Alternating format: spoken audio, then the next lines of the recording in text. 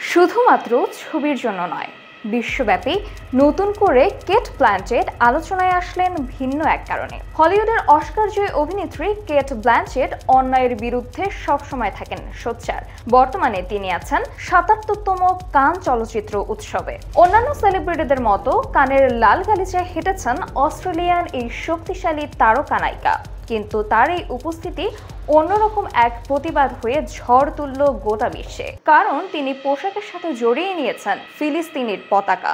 সরাসরি ফিলিস্তিনের পতাকায় নিজের পোশাক তৈরি না করে অন্যরকম এক টেকনিক ইউজ করে তাক লাগিয়ে দিয়েছেন। ফিলিস্তিনের পতাকার 4টি রং, কিন্তু কেট যে গাউনটি পরে লাল গালিচায় দাঁড়ান তার রং 3টি: কালো, সাদা, সবুজ। গাউনের সামনের দিকটি পুরোটা কালো, পেছনের সাদার মতো বেবি পিঙ্ক আর ট্রেইলের ভেতরের অংশে সবুজ।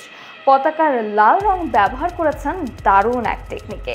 যে লাল রঙের উপর তিনি দাঁড়িয়ে ফটো সাংবাদিকদের পোজ দিচ্ছিলেন, সেটাকেই মুহূর্তে ফিলিস্তিনের পতাকার রং করে তাক লাগিয়ে দিলেন, যা দেখে উপস্থিত সবাই ফ্রিজ হয়ে যান। ফিলিস্তিনের প্রতি সংহতির বার্তা দিতেই এ কাণ্ড ঘটান কে।